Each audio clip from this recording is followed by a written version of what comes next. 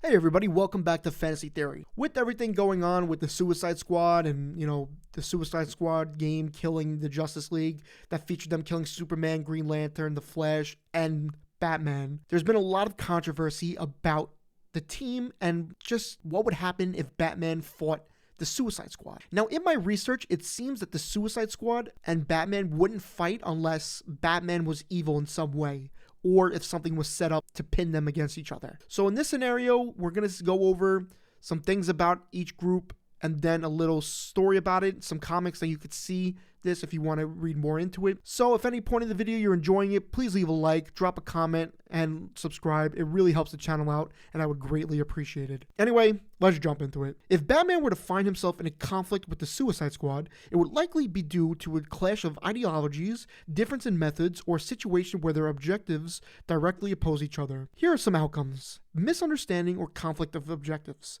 The Suicide Squad is often set on a covert and morally questionable missions by the government.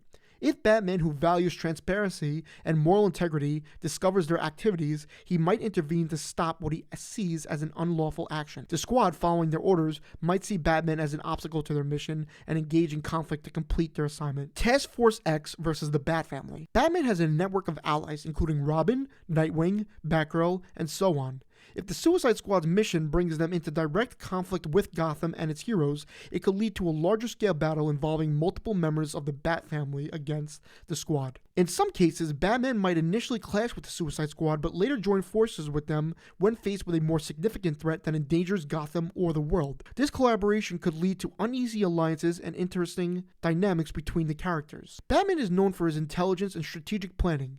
If he faced the Suicide Squad, he might use the detective skills to anticipate their moves, find weaknesses, and outsmart them without engaging in direct physical combat. Batman's no-killing rule is a core aspect of this character. If members of the Suicide Squad pose a direct threat, Batman might face moral dilemmas about how to neutralize them without compromising his principles. Gotham City, a sprawling labyrinth of towering skyscrapers and shadowy alleyways, found itself ensnared in a web of terror. The anonymous foe had unleashed a merciless bioweapon, plunging the metropolis in despair. As the city gasped for breath, Batman, the Dark Knight, emerged from the shadows to confront his new threat. Meanwhile, with the corridors of power, Amanda Waller, the steely mastermind behind Task Force X, received intelligence pointing to Gotham as the origin of the bioweapon. Determined to contain the chaos, Waller ordered her Suicide Squad into the heart of the city. Batman, ever watchful, detected the arrival of the Suicide Squad through the intricate network of surveillance. The distinct echoes of Deadshot's precision shots, Harley Quinn's laughter, and Captain Boomerang's whirling projectiles reverberated through the infected streets. The Dark Knight descended upon the squad like a phantom, his cape billowing in the toxic winds. "Stand down. I'm handling this," Batman declared, his gravelly voice cutting through the eerie silence.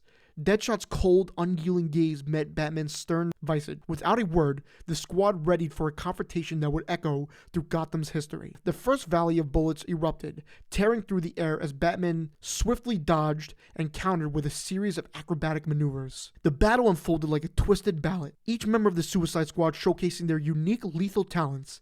Deadshot, perched atop a building, fired precise shots that seemed to defy gravity.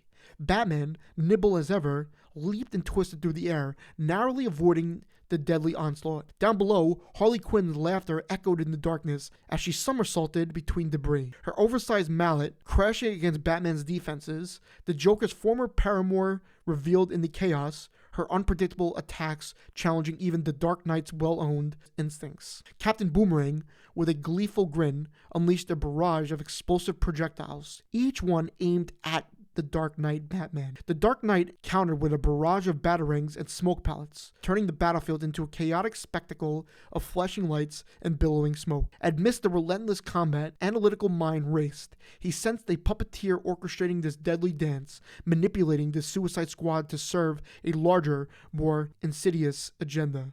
Realizing that a common enemy lurked in the shadows, Batman momentarily seized his assault, stopping all attacks coming from him, addressing the Suicide Squad with a grim revelation. "We're being played," Batman declared, his tone brooding. "There's a greater threat at play. With everybody so confused, the uneasy truce forged. Batman and the Suicide Squad turned their attention to the unraveling conspiracy. As they delved deeper, alliances shifted, betrayals were exposed, and Gotham became the battleground for a war of shadows. Finally, the true puppet master emerged, a rogue government official seeking power amidst the chaos. The battlefield expanded as Batman and the Suicide Squad faced not only each other, but also the Syndicate's twisted enforcers. Explosions lit up the night, and Gotham's skyline became a canvas for the clash of ideologies. Rather than continuing to fight, the opposing sides step away from the madness, uncovering the truth that lies beneath Gotham. In the end, victory was achieved, but the cost was steep.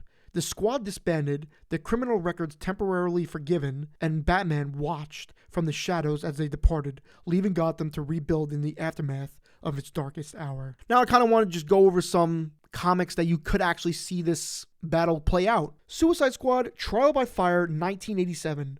The storyline, written by John Ostrander, showcases the early dynamic between Batman and the Suicide Squad. Batman investigates the squad's activities, leading to clashes with members like Deadshot and Amanda Waller. Suicide Squad The Janus Directive 1989. The Janus Directive crossover event involves multiple DC Comics titles, including Batman. The Suicide Squad becomes embroiled in a conspiracy, and their actions draw the attention of Batman and other heroes. Batman/Aliens 1997. While not a traditional Suicide Squad story, Batman teams up with a group that includes Amanda Waller in a crossover with the Alien franchise. The group faces the deadly forces in a unique collaboration. Batman Assault on Arkham 2014.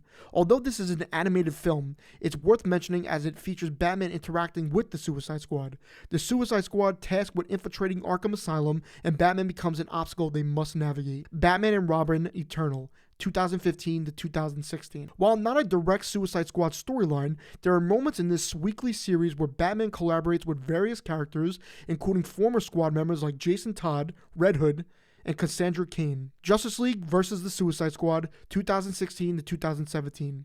In this event, the Justice League confronts the Suicide Squad after the latter is manipulated by villain Maxwell Lord. Batman plays a significant role in trying to defuse this situation and prevent further chaos. And finally, Batman The War of Jokes and Riddles 2017. Batman's conflict with the Joker and the Riddler has broader implications for Gotham's criminal underworld. The story explores the impact of a city divided by two powerful factions. Thanks so much for watching today's video. Please like, comment, and subscribe, and I'll see you all in the next one. Have an incredible day.